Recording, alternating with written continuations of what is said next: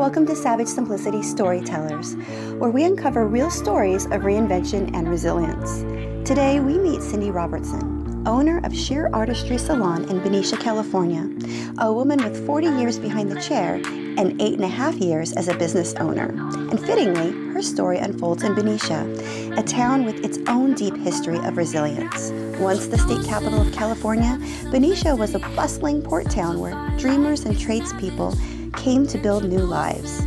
Its historic Tannery Building, where shear artistry now thrives, once powered the city's economy, and today it's home to a vibrant community of artists, makers, and small business owners who embody that same spirit of reinvention.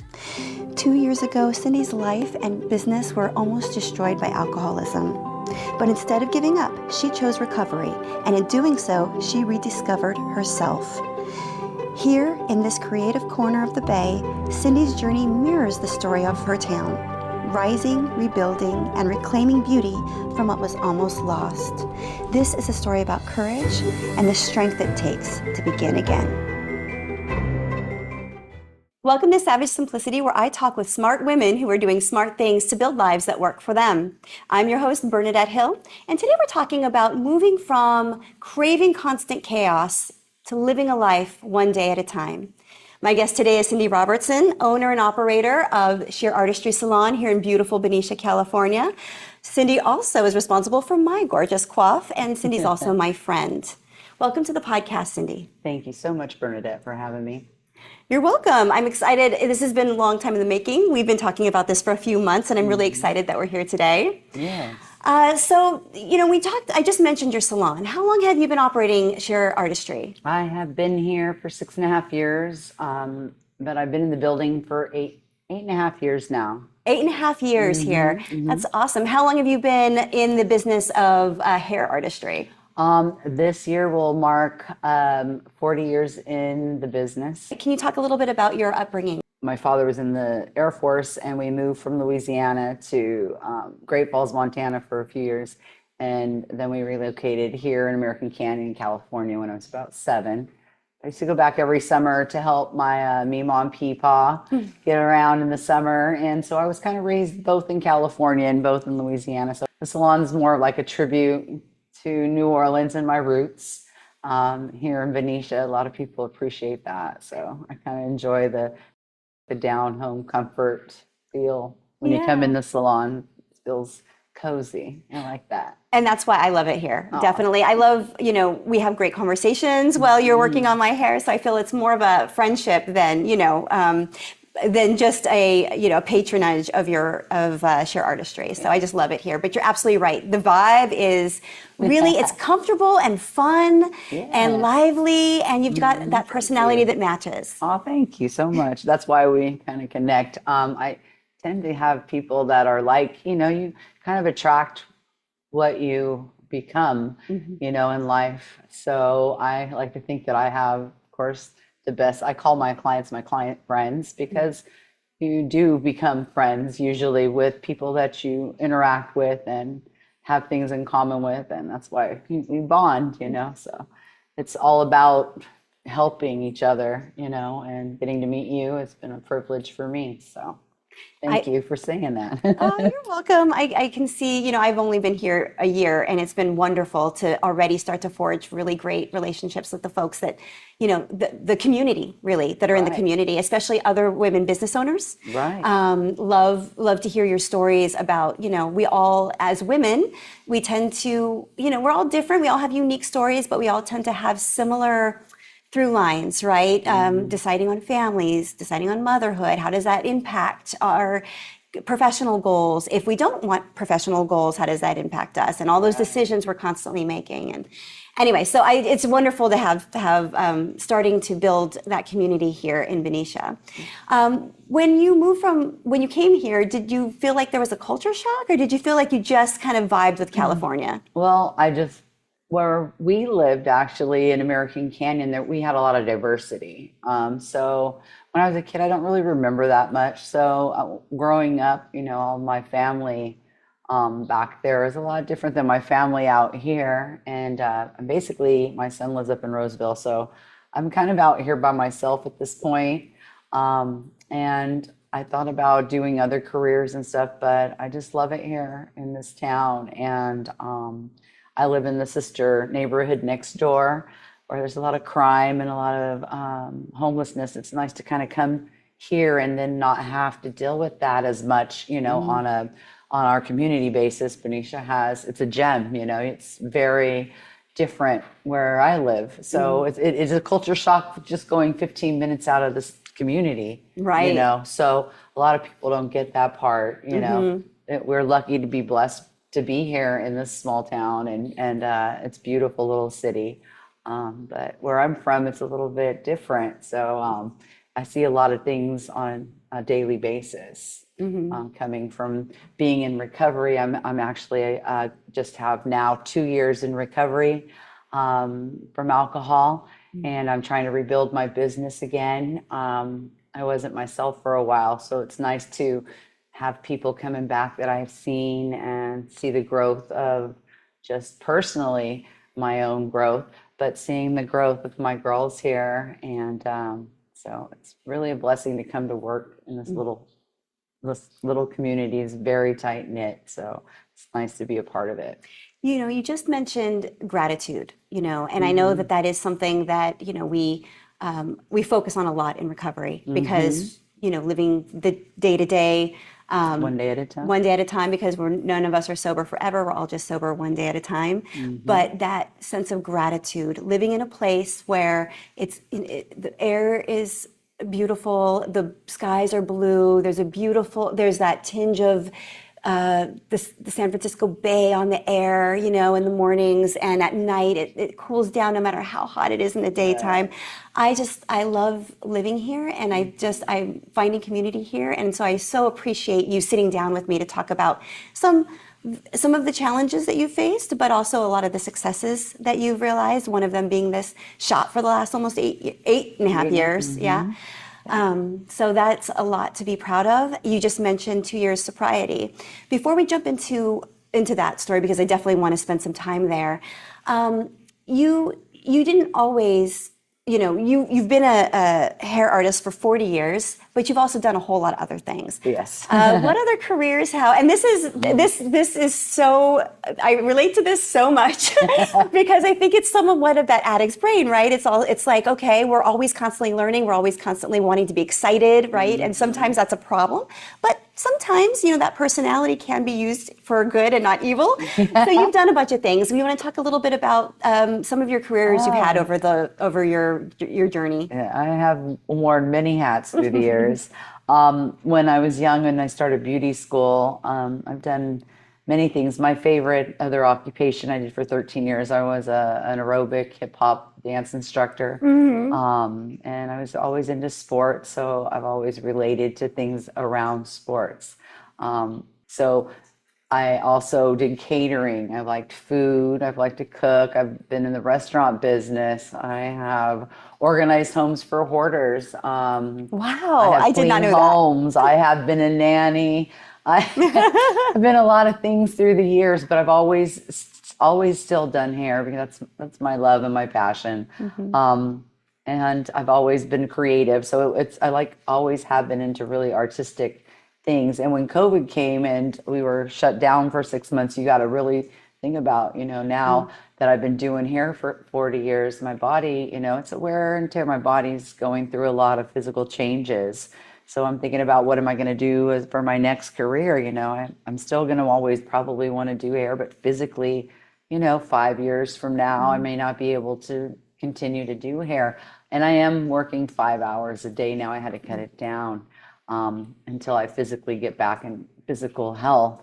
But right now I've just been working on trying to, with the economy, stay afloat. It's a hard business. This isn't easy, but people think it's very glamorous. Yes, it is. And I love what I do. So sometimes I make it look easy, but that's because I've done it for a long time. But it's a tough business. It's a small town. There's a lot of I don't call it competition. I just want to be better than I was yesterday, So I focus on that. And I always try to make sure that I leave somebody with something. And a couple days ago, one of my clients wanted to tell me something. And I was really touched. that she came back in and I was finishing someone else. Because I just want to tell you that when my hair grew back from cancer, this is the first time I've really liked my hair since it grew back. And she cried, and then I got all emotional. And really, to me, that's what it's about. It's about giving back those little things that are just random acts of kindness that you don't even really know that you do in the daytime. That makes me feel really thankful. And before, I took that for granted. And so now in sobriety, I don't take anything for granted. And there's that pink cloud, you're just so grateful for everything. It's like your life is changing. And I sometimes don't really realize it until somebody comes up to me and does something like that. And I'm really thankful that I'm able to touch people, not just physically anymore. Yes, I want you to look gorgeous. I'm like, when you walked in, I was like, wow, look at her hair, not that I'm bragging, but it makes you, uplifts you, because when you look good, you feel good. And sometimes even when you look good and you don't feel good on the inside, it will give you a little push just to make you feel better, even if it's just a little pampering, or just to make yourself, when you look in the mirror, you like who you see. Because a lot of times, before I became sober, I didn't like who I seen, and I could dress this up all you want, but you got to get into your heart and your soul. I call it the soul food, the important things in life, and that's part of healing. And in sobriety, I've been working on healing, working the steps and working those in my daily life, not just every day to not have a drink, but every day those things, to make sure that you surrender, to make sure that you're a better person. That's really what my goal is now, day to day, not just making people look good, but making them feel good. That's really important. You just mentioned, so first of all, I bring my daughter to you, I bring my son to you. And the reason I do that is because, first of all, you do care. And I know you care. You care about the job you do. You care that we like what you're doing. And really, it's a partnership because, you're the expert, but we're the ones living with it, right? And so I know a lot of people, they give their money to whoever is going to cut their hair, but they're not really investing in the community, in people that, and grow and putting their money back into the community, right? Right. And supporting the talent we have here. There's lots of, you mentioned before, there are multiple women business owners, especially in Benicia, and it's an artist community. Right.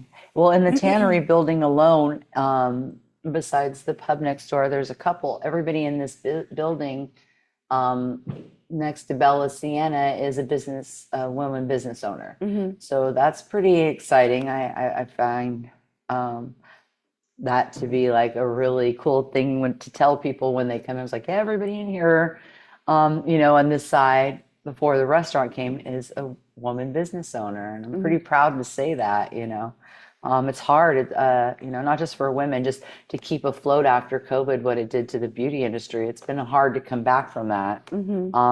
And so just kind of bouncing back. And I know it's been 5 years and people don't think nothing of it, but there's like a lot of salons up and down. I would say the Benicia is almost oversaturated with beauty salons and barber shops and spas and restaurants. It's nice to have different things besides, just being another salon. We don't just, everybody comes in here and they just like how it feels, and that's important, because anybody can put walls up, but it's what's inside really. When I come to work, I want to be happy, and I want to make other people happy. That's really part of the job, no matter what occupation you have. Right. And beyond what goes on inside the salon, a few steps away out that door is the ocean, the water view, right? Yes. We've got the Carquinez Strait over there. It's out in our backyard. I always say, welcome to my office, and go out and sit by the water. It's so nice and calming here. I love it. I love it so much. The whole vibe. Yeah. So it's obvious that in the last couple of years, you've done a lot of work on your perspective on life, on yourself, on your own health. And a couple of years ago, you took your health way more seriously, and you decided to become sober. Can you tell us a little bit about what was going on in your life that led to that decision? And then we'll talk a little bit about the other side. Sure. A couple of years ago, during COVID, I was isolated, and I had never been isolated. And I started drinking. I'd always, you know, drank, but I was becoming a daily drinker, and I was losing everything, my home, I was about to lose my salon.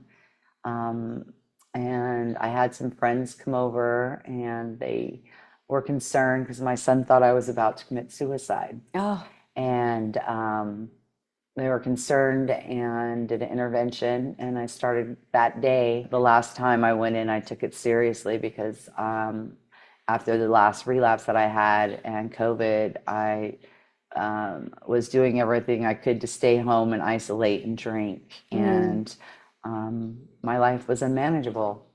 And I had to surrender to that and ask the higher power to help me because I was probably going to die if I continued to drink the way I was drinking. There's no doubt about it. And this time, and then I thought I had it all under control after a year.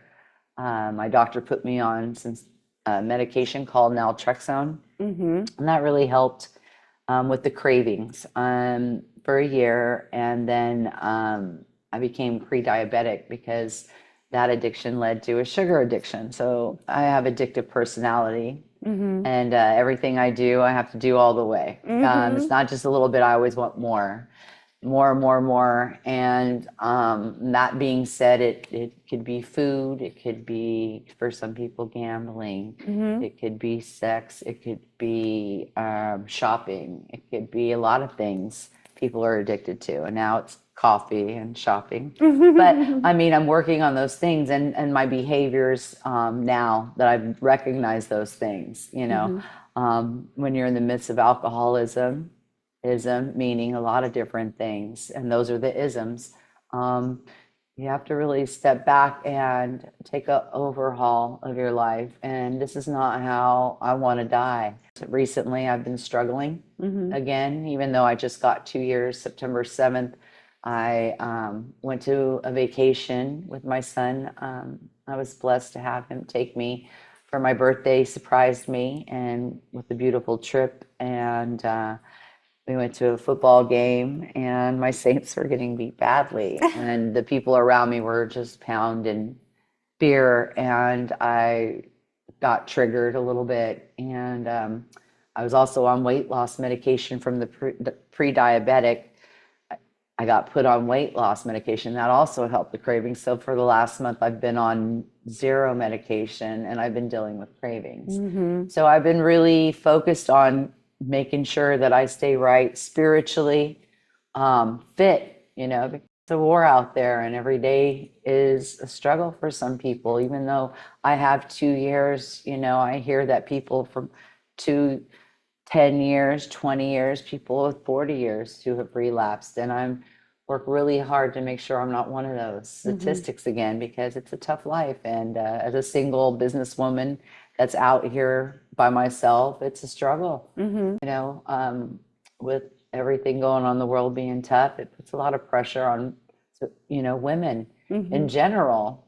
Being a business owner makes it, everybody thinks it's glamorous. It's tough.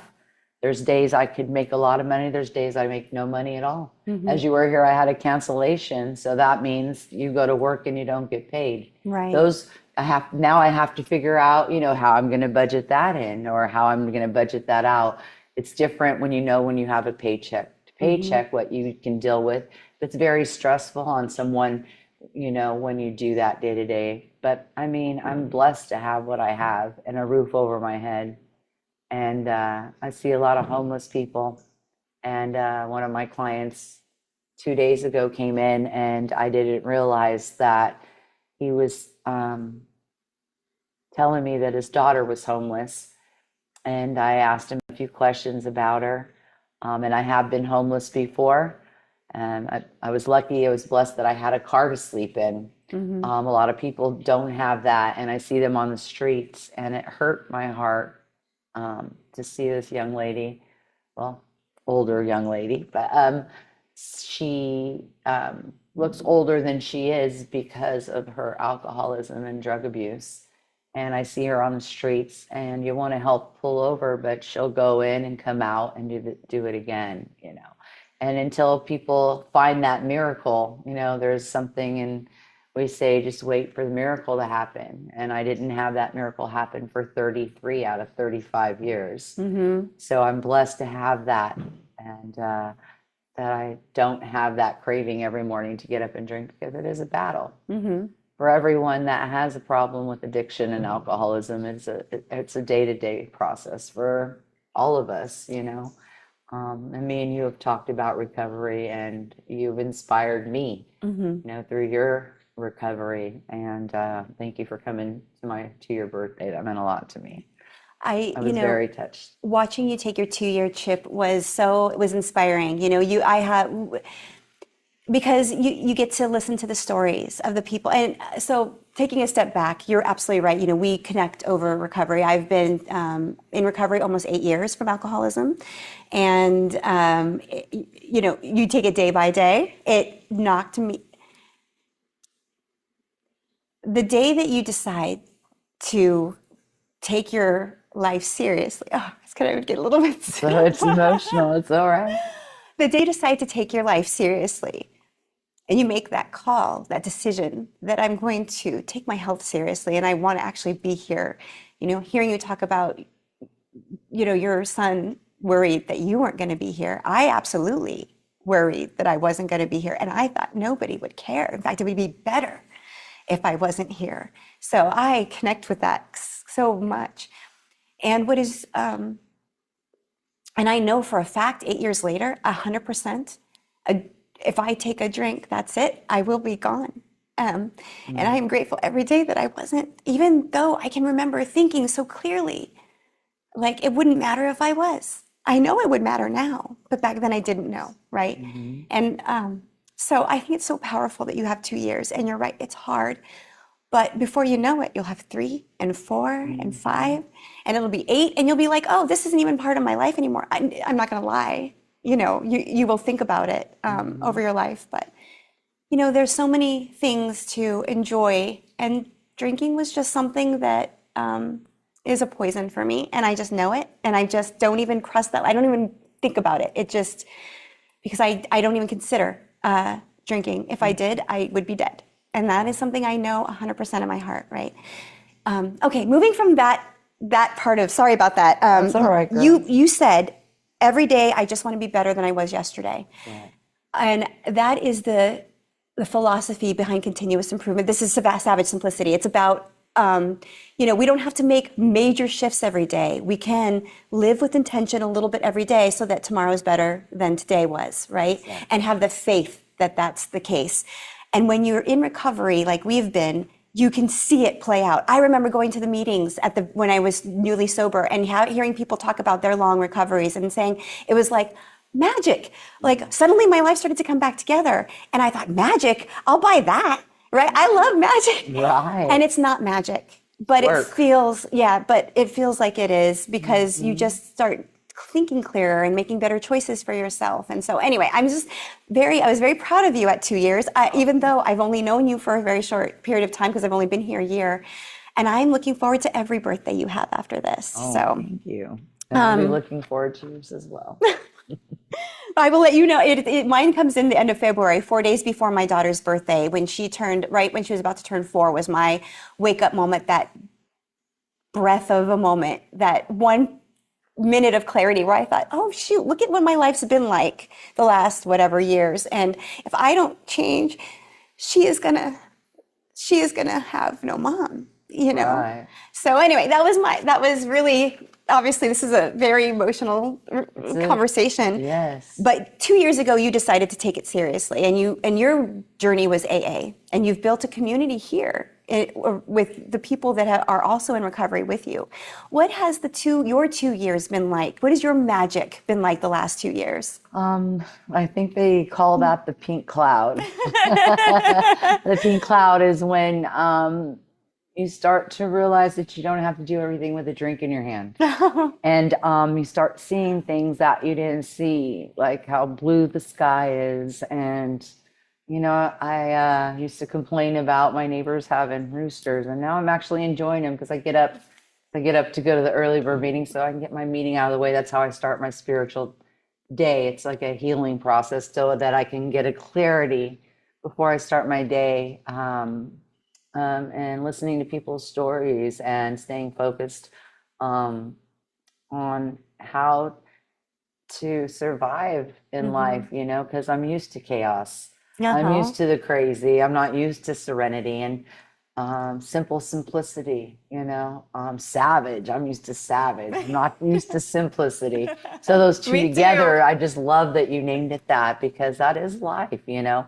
You're just floating around and you're just so happy to be what you should have been your whole life, you know. But alcohol and addiction will take that away from you, you know. And I also have 25 years against other, you know, addictions, other types of addictions.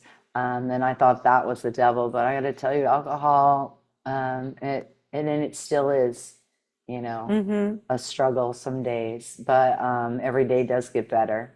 And life is so much better without having to feel like I need to use alcohol to have a good day or a bad day, or whenever there's a problem that I have to reach for alcohol for everything, because that's what I was used to. I Yeah. built myself around it. I was the party girl. Everybody wanted me to come, and I thought I was so cool, but I really wasn't.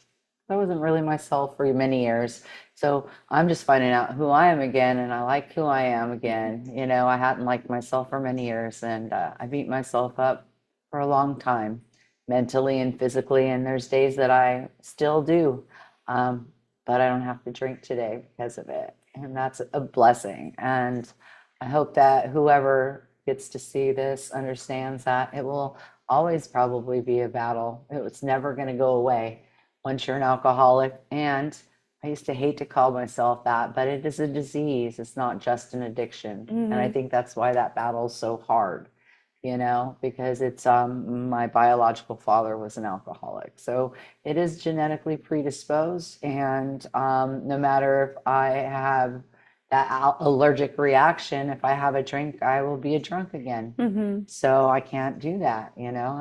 I love my life the way it is now, and I'd like to keep it that way. Yeah. No chaos, just serenity. How do you feel about you the last 2 years in comparison to how you felt about you before? Well, I was numb for so long, so I didn't really feel anything but anger, and I was miserable and sad. And I looked at myself in the mirror, and I didn't like who I seen. I just saw a sad, lost soul. And I was always so happy, you know. I was enjoyed life. I was always really full of life, and it took it away from me almost. And I'm not going to let it. You know, I Yeah. enjoy life so much that I just look forward to whatever I can do today to help somebody else out. You know, it's not about me. And when you're an alcoholic, everything's very much about you. You don't think about the people you hurt. And I'm making amends right now, and I have a few people I still need to work on that with. And until I can get that out, you know, I still have to heal Yeah. inside. But right now, when I look in the mirror, I like who I see. I'm proud of myself for being able to say no to not being able to have to go somewhere and feel like I have to have a drink to fit in. And I'm really proud of this generation. It's actually cool to not drink right now. I notice a lot of people That's aren't drinking cool. now, and I was like, right on, you know. And I was even thinking about my previous goal was to open a bar, but I thought, what an idea is to open a bar that's non-alcoholic beverages Mocktails. and being a mocktail bar. So I'm looking forward to that. I'm actually talking to a few people about it. So I looked into the medical field, all these things that I want to do. But I'll always probably do hair, you know, at least part-time. This was going to be my retirement. And I hope to have some really good stylists coming in that are training right now and building their clientele. So watch out for Shear Artistry. It'll still be here. Even if I change careers, I'll still be here because I just love what I do. Well, you better be because we don't want to see you go away. That part. But you know, I love what you said, and I love what you said really around you know, the reasons we drink. Your father was an alcoholic. My grandfather was an alcoholic. In general, you know, only 12%. So back 8 years ago, when this became sort of this new passion for me to understand, like, why do I do this and all that.